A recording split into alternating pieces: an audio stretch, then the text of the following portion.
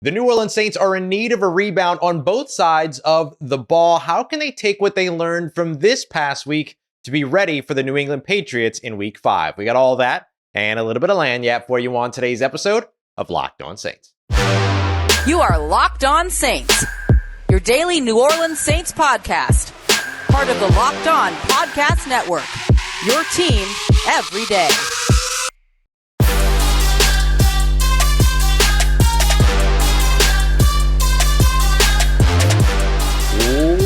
What is good, Who Dat Nation and Who Dat family? Welcome in to another episode of Locked On Saints, your daily podcast covering your favorite team, the New Orleans Saints, part of the Locked On Podcast Network, your team every day. Thanks so much, as always, for making Locked On Saints your first listen of the day every day. Don't forget, you can always subscribe and follow for free on YouTube or wherever you get your podcasts, so you never miss the latest episodes. And if you want to keep the conversation going, take part in our exclusive film studies, Q&As, and much more, head over and become a Locked On Saints insider by going to joinsubtext.com/LockedOnSaints today to join a community I would love for you to be a part of. As always, I'm your host, Ross Jackson, at Ross Jackson Nola on your favorite social media, your New Orleans Saints expert, credentialed member of the media, Saints News Network, Tuesdays in the Locked On NFL podcast, and here with you every single Monday through Friday on Locked On Saints. On today's episode of Locked On Saints, we're going to talk about why the Patriots could be the perfect opponent for a bounce back for the New Orleans Saints, but they need to make sure that it's a consistent one, not just a mirage. We'll go through all of that. We're going to take a look at the good from Sunday's loss to the Tampa Bay Buccaneers. Believe it or not, there was a little bit of good there, and we're going to get into a little bit of that to kick off today's show as well. But we're going to look at some of the bad as well as we go through our film notes from the New Orleans Saints loss to the Tampa Bay Buccaneers. And all of the conversation this season, this season, but also particularly this past week, all of the focus has been on the offense. The New Orleans Saints offense struggled or has struggled all season, averaging 15.5 points per game, less than that if you take away, of course, the Rashid Shaheed punt return touchdown against the Green Bay Packers. I think that drops into just below 14 points per game in that case. That's what my brain math tells me, at least. And so if you look at where the Saints are on the offensive side, there's a lot of reason to be frustrated. There's a lot of reason to be impatient about where the Saints offense is, especially when you parallel their production to their personnel, right? The talent that's on their roster. This is a remarkably talented roster with a lot of remarkably talented players that we just haven't really seen it all come together through the first 4 games. We kind of expected growing pains, right? We talked about that a bunch here on the show, that there would be growing pains. I predicted the Saints to lose 2 out of their first 4 games. Just not the 2, one, not against Tampa. Tampa was not the one that I predicted Tennessee was. And so the Saints are 2-2, exactly where I thought they would be to start the season. But this is a worse 2-2 than I expected them to be. And the film notes here give us a little bit of an understanding of why I expressed that. So let's look at 3 or a couple of issues that we were able to kind of figure out here by watching the New Orleans Saints film from their loss to the Tampa Bay Buccaneers. The first of which, and look, play calling is assumed in all of this, but we have to understand that it's not just play calling. Play calling is a place where maybe you can make a change and you can get good more quickly, but that might not be the route. That's clearly not the route that the Saints want to go, and that's not the only issue for the Saints offense. The other thing to take a look at is going to be your third down usage. So third down usage against the Tampa Bay Buccaneers was weird, to say the least. The Saints during that game attempted passes on 13 fourth downs. They had 14 total, but one of them was the QB sneak that they ran with Derek Carr that picked up a couple of yards. They converted that one. They ran on another one, but then that got flagged for holding, and because of that, which was actually one that they picked up, but because of that holding penalty, they had to step back. They went from a 3rd and 2 to a 3rd and 11, and they still ended up picking that one up by going to the air. But the thing that I want to highlight here are the third downs that are 3rd and 5 or fewer to go. So 3rd and 1, 3rd and 2, 3rd and 3, 3rd and 4, 3rd and 5. The Saints faced 5 of those. They converted only 2 of those 5. So a big part of staying on the field for any offense in the NFL is, can you get yourself to 3rd and manageable? You get yourself to 3rd and manageable. 3rd and manageable becomes easier to pick up. You pick those up, and then you stay on the field. Well, the Saints got themselves into 3rd and manageable more than a third of the time, 5 out of 14 reps here, but only converted twice. If they would have converted 3, it would go from being a 5, or converted 3 more, they would have gone from being a 5 of 14 third down team of around 30 some percent to over 50% by getting to 8 of 14. So that's a big thing. And one of the reasons why you look at this and say, okay, well, the third down usage was weird. Let's take a look at 3rd and 6 through 10 to start, right? The Saints saw 6 of those. They converted 2. They passed on all 6. They didn't run, which makes sense. Their average depth of target on all 6 of those attempts, average, and this is from 6 to 10, right? 3rd and 6 through 10 was 6.5 yards. That makes sense. If you're at a 3rd and 6, a 3rd and 7, you're getting the ball out, you're getting the ball to a player that's right there at the line, and then maybe they got to turn upfield and make a little bit of a play, but not a huge deal. Well, when the Saints were at 3rd and 5 or less, 1, 2, 3, 4, or 5, their average depth of target was 17.7 yards downfield, and that included a 50-plus yard throw when Derek Carr missed Chris Olave on the right sideline, turned around and went deep to Chris Olave down the middle of the field. This is a tendency that we've seen from the New Orleans Saints in terms of their third downs all season. It didn't get better last week. Will that be something that gets better this week? Derek Carr, not the same weeks 1 and 2, or weeks 3 and 4 as he was weeks 1 and 2. It's not to put everything solely on the quarterback's shoulders, but you have to kind of look at all of the different things that have changed over the course of this quarter of the season thus far. So on average, according to our friends over at Fantasy Points, they have a fantastic data suite that's got some of this information. But I was watching the film and I kind of saw, a lot of checkdowns in week 4, a lot of checkdowns in week 3, not attacking the middle of the field, more so than weeks 1 and 2, although the middle of the field attack has kind of been lacking all season. And there's a big time difference between weeks 1 and 2 and weeks 3 and 4. Let's look at Derek Carr. Derek Carr's deep throw percentage over the course of all 4 weeks, 16.9%. Throwing to his first read on 60.5% of his throws, and then going to checkdowns only 18.5% of the time. So he's keeping his eyes downfield, going oftentimes to his first read, meaning that he's relying on the scheme, he's relying on the system and everything, as you should be as a quarterback. Weeks 1 and 2, we saw those numbers kind of tick up, except for the checkdown. So this is where I kind of want to focus the most. The checkdown percentage, weeks 1 and 2, 5.8%. That's it. 5.8%. No Alvin Kamara in the game for those. But still, guys that can catch out of the backfield for you were still on the field. But then the checkdown percentage, weeks 3 and 4, skyrocketed from 5.8% to 34.5%. Started throwing to his first read less. Those two things correlate. Started throwing downfield a lot less. First 2 games, 20.3% of his targets went downfield. 12.7% in the most recent pair of games. So you can see that everything kind of went back down closer to the line of scrimmage, more lateral, not so much vertical. And these are target percentages, not just reception percentages, right? This is how often he's targeting down there. So these are throws even when things are incomplete.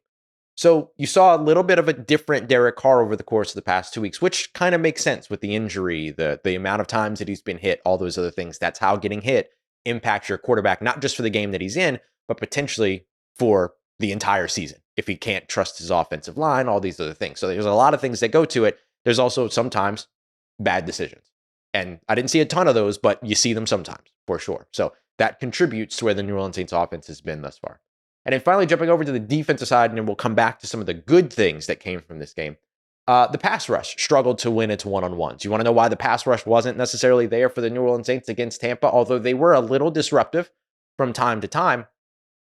They didn't win their one-on-ones. This was a lot of opportunity for the Saints to draw some of those double teams on the interior, win on the outside, and they couldn't necessarily do that, or draw a double team on the outside, win on the inside. They didn't necessarily do that.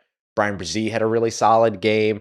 But, you saw Carl Granderson not have the games that he's had so far this season. You saw Cam Jordan not be as disruptive as you've seen him so far this season. All of that, although Cam Jordan was one of the guys that did get into the backfield. But I think that when you look at how easily, or not easily, but how comfortably the Tampa Bay Buccaneers manage their offense, not having the pass rush was a big piece of that, or not having to deal with the pass rush was a big piece of that. All right, so let's come back to some of the good things to take away from Sunday's loss, because believe it or not, they were there. We're going to come back to Bryan Bresee, but there's another young lineman on the opposite side who played probably his best game as a New Orleans Saint so far. We got that coming up for you as we continue on with today's episode of Locked On Saints, part of Locked On Podcast Network, your team every day. Our partners at eBay Motors have teamed up with Locked On Fantasy Football host Vinny Iyer to bring you the best fantasy football advice every single week, all season long. So whether you're prepping for your daily draft or maybe you're looking at that free agency wire, getting ready for your waiver wire the next week, in any case, we're going to give you the players that are going to be a guaranteed fit for your roster. So let's take a look here at who Vinny has picked out for this week's eBay Guaranteed Fit Fantasy Pick of the Week. New York Jets running back Breece Hall has had a tough season so far with limited usage, but he did find his explosive 56-yard rushing game on just 6 carries last week against the Kansas City Chiefs in week 4. And that's a great foreshadowing for what's coming up, which could be his best game of the season so far. So when the Jets blow through Denver in week 5, look for Breece Hall to fly a mile high and with his speed and explosiveness. The Broncos defense simply falling apart when it comes to the run, especially against faster backs. Breece Hall definitely checks that box. So expect Hall to go off and help the Jets get a much needed road win. Vinny Iyer of Locked On Fantasy Football is here to help you win your fantasy football championship. And eBay Motors knows that our championship team is all about players being the perfect fit. And the same goes for your vehicle. With over 122 million parts to choose from for your ride or die, you're going to be able to keep your ride running smoothly, whether you're looking for brake kits, LED headlights, roof rack, bumpers, whatever it is that your baby needs, eBay Motors has it. And with eBay's Guaranteed Fit, it's guaranteed to fit your ride the first time, every time, or your money back. Plus, at these prices, you're burning rubber, not cash. Keep your ride or die alive by heading over to ebaymotors.com today. eBay Guaranteed Fit only available to U.S. customers. Eligible items only. Exclusions apply. All right, family, continuing on with today's episode of Locked On Saints. Thanks again, as always, to all your everydayers out there making Locked On Saints your first listen of the day, every day. Hey, I know it was a struggle to get through that New Orleans Saints 26-9 loss against the Tampa Bay Buccaneers, but I promise you, there were some good things to take away from this game. I've got 3 of them for you. Technically, actually, I'm going to give you 4, but one of them is going to be very quick that I'll save for the end. But what I want to lean in on here a little bit is where we were already discussing when it came to Bryan Bresee. Bryan Bresee is a guy that the Saints drafted in the first round, you know, in the latter part of the first round, using that Denver Broncos / San Francisco 49ers pick. And they / Miami Dolphins, they ended up getting this guy that everybody thought was going to be a top 10, top 15 type selection, right? But then dealt with injuries all through his time at Clemson, the loss of his little sister, a lot of personal things that he was kind of dealing with. He had his own like health stuff as well, even outside of like on-field injuries. And so when the Saints ended up drafting him at the end of the first round, there was a lot of hope from some parts of the fan base. There were a lot of question marks from some other part of the fan base about going with a defensive tackle in the first round and things like that. It's considered a non-premium position, defensive tackle. Defensive tackle, linebacker, offensive, or certain parts of the offensive line, running back. Those are all considered tight end, non-premium positions. You can put safety in there as well, but they all end up heavily contributing to your success on a game-by-game basis. And Bryan Bresee was very successful in this game. And this was against an offensive line that's a little haphazard. We're not going to lie here. We're not going to, overinflate anything. But him getting back there for 3 tackles for a loss, him getting back there for a hit on the quarterback, him getting back there and being disruptive. This is exactly what the New Orleans Saints wanted from Bryan Bresee. Now, they're not fully done with him at all. He's far from a finished product. He's still a little raw. I like what Dennis Allen said in his day after press conference, that he relies on his like raw talent and all a little bit too much. And what we mean by that when people say that and when evaluators say that is that you're relying on your natural skills more than you're relying on the technique of the defense.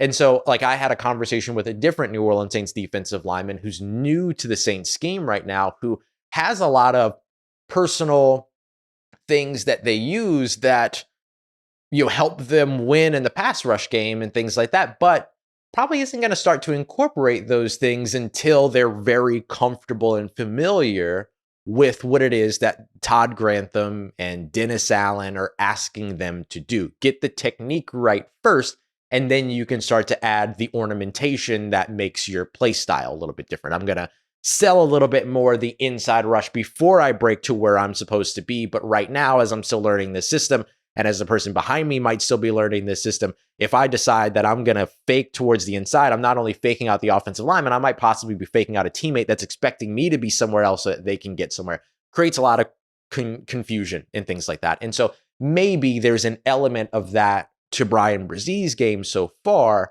that is still relying a little bit too much on the natural skill set than understanding and going through and leading with technique and fundamentals first. So as he continues to build that foundation upon which the way that the kind of comparison that I use is that, like, when you learn to play piano outside of your, virtuosos and all these other things, when you learn to play an instrument, I'm going to say piano, but when you learn to play an instrument, you oftentimes learn someone else's song first. You learn Chopsticks, you learn Twinkle Twinkle Little Star, you learn When the Saints Go Marching In, and then you start adding your own flair to it. It's like learning to sing the national anthem, right? You start to add in your riffs and you start to grow and all that from learning the basics. That's what happens over on the defensive side. And so maybe that you're seeing a little bit of the riffs, you're seeing a little bit of the improvisation too early for Bryan Bresee thus far, but you love to see it, because once he builds that foundation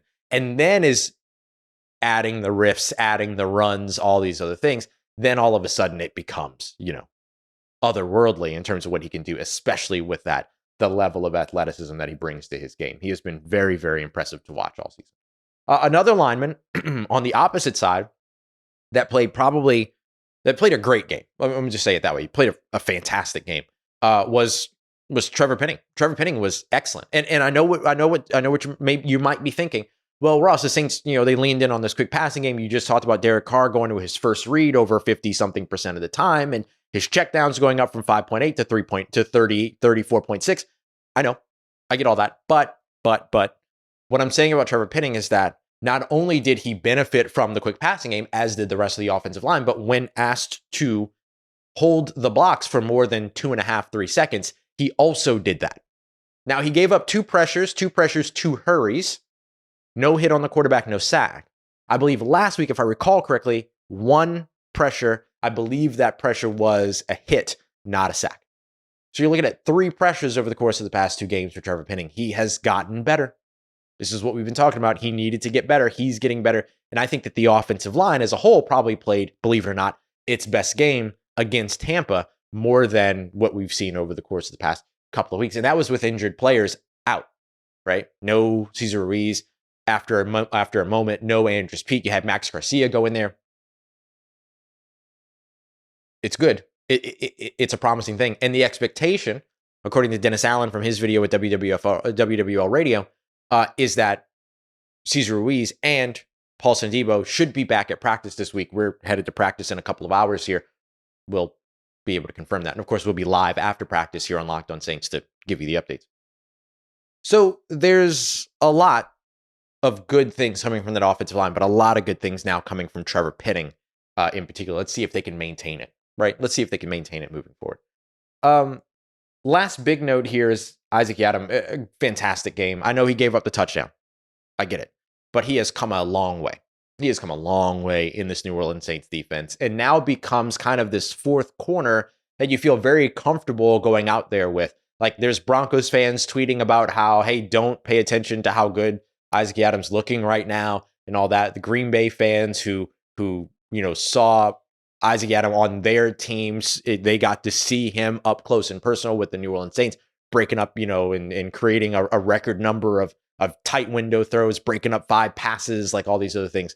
He had a really solid game in coverage when targeted and when not targeted. Forced Baker Mayfield to move on a couple of times too, which is always really nice. Lastly, I just want to highlight here that Blake Grupe knocking through 100% of his kicks again is good. That's something that, if you had 3 touchdowns to accompany those 3 field goals, you'd probably feel more like celebrating that than a 9-point game. But it is a good thing because you missed that field goal in Green Bay. The question was, does that open the floodgates for more discomfort, or are you going to see him rebound? And I think we saw him rebound. All right, coming up next, why are the Patriots kind of the perfect opponent right now while the New Orleans Saints are trying to get their offense together? Has a lot more to do, believe it or not, with the New England Patriots offense than it does with their defense. Got that coming up for you as we continue on and wrap up today's episode of Locked On Saints, part of Locked On Podcast Network, your team every day. Today's show is sponsored by BetterHelp. BetterHelp Therapy Online has been my go-to for my therapy for a while now.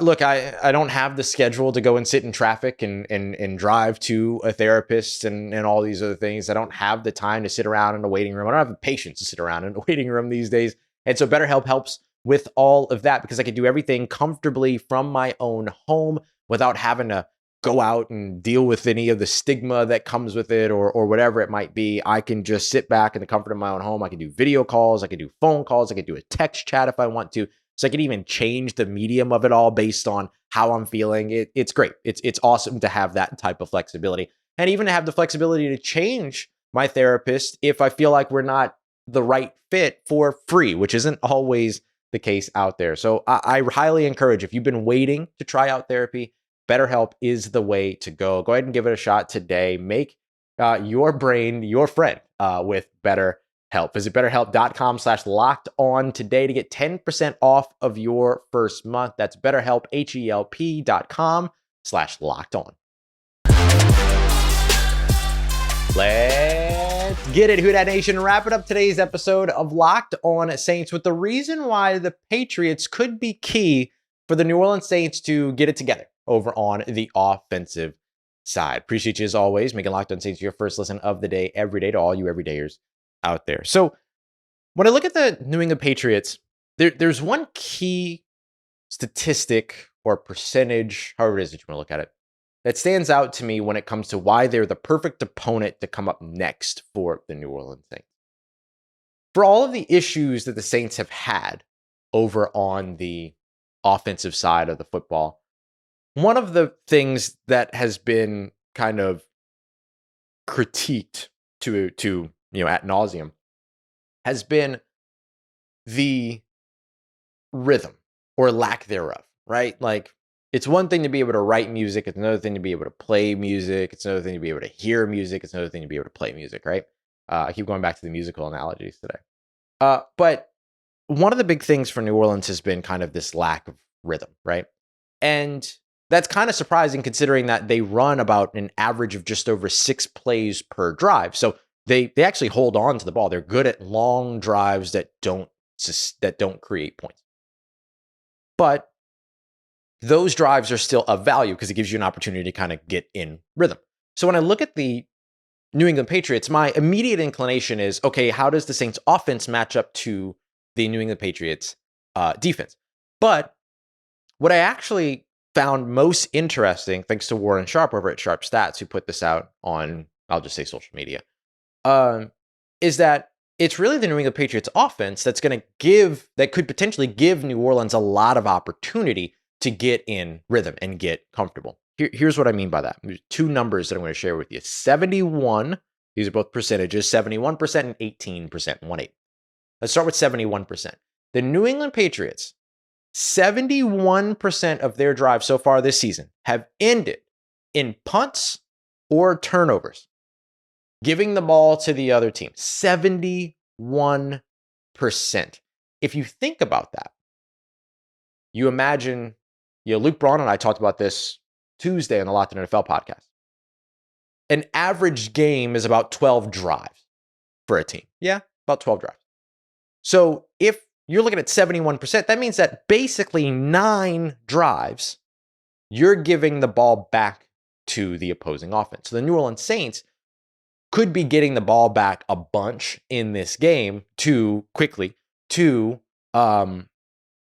be able to drive and build a rhythm and get in concert with one another, all of those things. The other thing is that would mean that they only score on about 3 of those drives. And that's not just touchdowns, that could be field goals as well. So you're looking at a team either 9 points to 21 points. So what you're looking at from the New Orleans Saints is a diagnosis point, right? We talked about how the biggest measure of improvement for this team is going to be, can they win games? But also scoring points is a big part of winning games. Surprise, surprise. Hashtag analysis. So if you're looking for this New Orleans Saints team to show you that they can improve over on the offensive side, scoring more than 21 points could be the way to go. Or you could prepare yourself for 3 2-point tries and let's say scoring more than 24 points just to have some fun with it. Can the New Orleans Saints do that? So it's a good barometer going up against the New England Patriots. The other thing that I'll mention that also came from at Sharp Football, that's the 18% one. The New England Patriots, 18% third down conversion rate when in field goal range. They convert their third downs in field goal range only 18% of the time. Where the New Orleans Saints on the list, 48% of the time. That's 1, 2, 3, 4, 5th. 1, 2, 3, 4, 5th in the NFL. New England Patriots had 18%. That is second lowest in the NFL, just above the Pittsburgh Steelers. And he defines this as 35 yards to the end zone, within 35 yards of the end zone. So the Saints, much better at getting that done. The New England Patriots, not very good at getting that done. So you're really looking at field goals here for the most part. And then you're looking at getting the ball back a bunch. So the New England Patriots offense could potentially be the key to the New Orleans Saints offense finding its rhythm in this game. However, as I mentioned, this can't be a mirage. It can't just be one good game against a bad team. It has to be the start of the rebound over the course of several games. Houston Texans, Jacksonville Jaguars, and on. Okay? That's the key for this. It's not just about, can you go out there and beat up on a bad team? It's, can you go out there, beat up on a bad team, build your confidence, build your rhythm, and then soar from there. That's the thing. You got to be able to play the song more than once. Can't just learn it for the one concert. You got 13 more on the way here. So, all right. Well, now that I've exhausted all of my musical analogies, I guess this will be the entr'acte. All right. Let me get out of here. I appreciate y'all a ton, or to be the epilogue. Anyway, I appreciate y'all a ton for being here for another episode of Locked On Saints, rocking with me despite how strange I am. Coming up tomorrow, crossover Thursday, myself and Mike Debate of Locked On Patriots. Going to break this one down. Patriots media looks at this game as an opportunity for the New England Patriots to rebound. New Orleans Saints should be looking at this game as an opportunity for the New Orleans Saints to rebound. So who will come out on top? We're going to break it all down in tomorrow's episode. We're also live tonight after practice to get you all caught up on the first day of practice for the New Orleans Saints. So we'll have that coming up for you. That'll probably be around 6:30 Central Time or so. Appreciate you as always. Make me part of your day, part of your routine, for saying yes to me and the show. As always, if you see me, please say hi. If you need anything else around your New Orleans Saints in between these episodes, make sure you follow me on your favorite social media at Ross Jackson, NOLA. Hit me up. Let me know how the family's doing. Let me know how you living. Let me know how you momming them. And trust Who Dat Nation. I'll holla at you.